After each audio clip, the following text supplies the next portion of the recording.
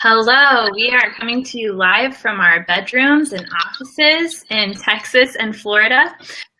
This is Lauren Enriquez and Cassie Chesser. We are wanting to introduce to you a new idea that we have that we want to share with other Catholic women. And so it is called Fidelis, which means faithful. This is a group for real Catholic women to talk about real things in their real lives. And so we're going to introduce ourselves today and just very quickly go over why we started Fidelis, and then leave the video on our page so that people can learn about what we're doing, and hopefully we can make some friends this way and start some conversations. And so I will introduce myself really quickly. Lauren Enriquez. I'm a writer. I'm the PR manager for a pro-life organization called Human Coalition, and I contribute at Live Action News. I have 3 boys, 5 and under. A little bit about my faith background. I was a cradle Catholic, am a cradle Catholic, practicing all my life, never really strayed. I discerned religious life growing up, and then around the age of 18, I entered a monastery. I was informed by the monastery at the end of my first year of discernment that it was not my calling, against my will. And so I left the monastery. A few years later, I got married to a very tall Peruvian man with a very strong Spanish accent. We quickly had 3 children, and our life has not slowed down since then. So the challenge that I have faced in my faith life is I went from having a very active prayer life in growing up and in the monastery, and then everything happened so quickly after that that I feel like I lost touch with that prayer life, and I still struggle to maintain my relationship with God on a really consistent basis. And so I'm really excited about this group personally, because I would love to connect with other people who can talk about their real life struggles with their faith, and how they do connect with God on a daily basis in the midst of a crazy life. So that's where I'm coming from. I'm in a suburb of Houston, Texas, and I will pass it along to Cassie to introduce herself and give any opening thoughts that she has. Hi, my name is Cassie, and like Lauren, I'm also a freelance writer and a blogger. I also write for Live Action News, and as well as a variety of other outlets, and pretty much anywhere I can get work. I work from home, which is pretty difficult right now because I have 5 children. 5. Yes, 5. And one of them is 1 month old tomorrow. I just had a baby, and so things tend to be pretty hectic around my house. My husband is a former Marine, and he's now going to school full time. He's using the GI Bill.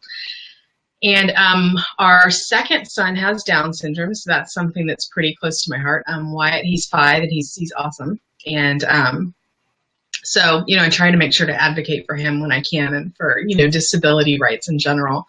It's a big part of what I write about, actually, quite often, is Down syndrome and disabilities. As far as my faith goes, that definitely plays a big role in, the disability rights and the pro-life work and everything as well. I'm technically a convert. I went through the rite of Christian initiation for children when I was about 12 years old. But I mean, pretty much, I grew up Catholic for the most part. My husband also just recently converted, and one of the big difficulties for me when it comes to being a Catholic woman is that I feel like I really fell victim to the poor catechesis of the past, 20 years. It's only now that I've gotten older and I've started to take my faith life more seriously that I've started realizing there's all these things that I don't know. There's all these things that I don't understand, or that I've been misled about. And that's really frustrating, because I'll find out about them, and I'll sit there and think, I should have known about this. I should have learned about this. I grew up thinking that confirmation was, the coming of age in the Catholic Church, and then I find out, oh, that's not actually what it is. So that's been something that has been a real struggle for me, because now I have to try to kind of make my own way to learn things the correct way. And where do you find the direction for that? It's difficult. It's really hard. Absolutely. Yeah, so let's talk about why we started Fidelis. I know a lot of us, our friends online, you know, that's where most of your friends live when you're a mom who works at home, is your friends live online. And so a lot of us were talking and just sharing that we couldn't really find a group of women or a women's oriented outlet or website or group that really we could identify with. So we're not here to knock any existing like women's Catholic group, but we just haven't found something that really fits what we were looking for. We want to be able to have really deep theological conversations. We want to be able to share how we really feel about things. We want to be unabashedly passionate about things that we are passionate about, and just not have to feel as though we have to conform to a certain image or a certain way of acting or speaking in order to be accepted by other women, and in order to just express the things that we really do struggle with. And so that is kind of what prompted us, was just not that we wanted to go out and start something new and cool, but that we just couldn't find something that fit what we feel that we need in our lives. So we're just trying to fill a gap, and we feel that there's probably other women out there who are looking for something and haven't found exactly what fits their personality yet either. So that's why I'm excited about this.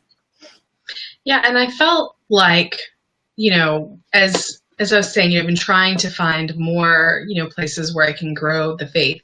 And as a woman, it seems like so often there is this almost like a one-size-fits-all model for what a Catholic woman is, you know, supposed to be.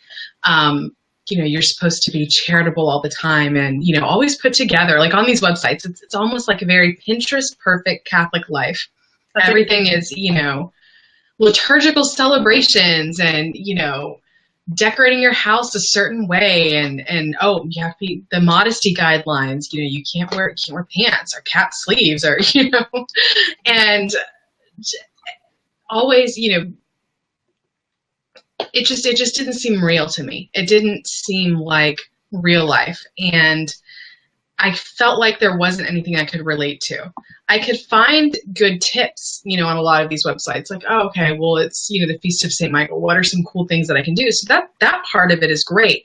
But as far as finding women that I felt like got it, that were going through the same struggles that I was, you know, anything from having to take all of my kids with me to confession to, you know, well, how do I correct the poor catechesis that I've gotten?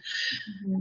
I didn't feel like there's really a home for that, you know, or the struggles with NFP or following church teachings on, you know, anything. It just, there didn't seem to be a lot of realness that was present. And so that's what I wanted to bring to Fidelis.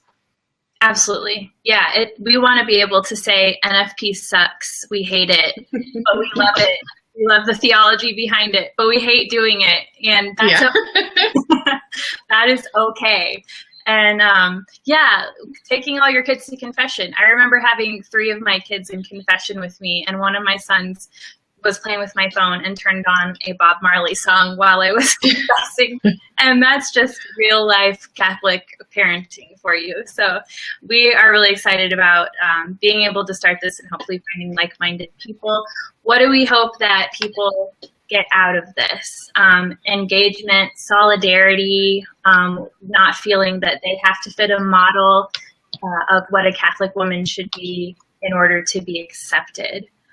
We don't have all of the blueprint laid out for what's the 5-year plan. Where is this going to turn into something where people meet in real life, or will it stay virtual? We don't know. We're kind of playing it as we go, and we'd love feedback on what other people, what would help them as well.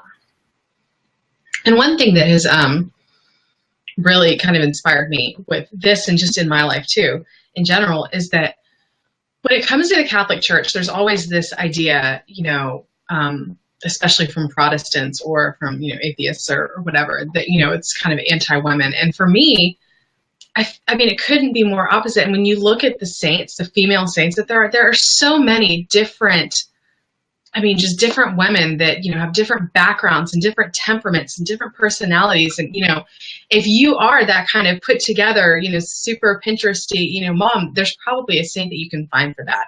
Or if you're, you know, more quiet and reserved or introverted or outgoing or, even, maybe if you have a little bit of a foul mouth, like there's a saint for you no matter who you are. And I feel like that's something that we should, that's kind of the model that we should follow, because women, we don't have to be one size fits all to Catholic women.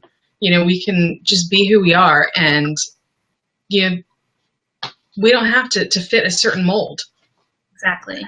Yeah, the church gave us all of these saints, and so many of them are women, and yet it does seem that there is like one model of womanhood that you're made to feel that you have to conform to. But if you look at the spectrum of who the church gave us, and that's why the church canonizes people, right, is because they want to say, here, you can be like this person, or you can be like this person, or this person. Whoever you are, whatever your personality is, whatever your state in life and your circumstances, there's somebody that you can turn to and relate to in the church.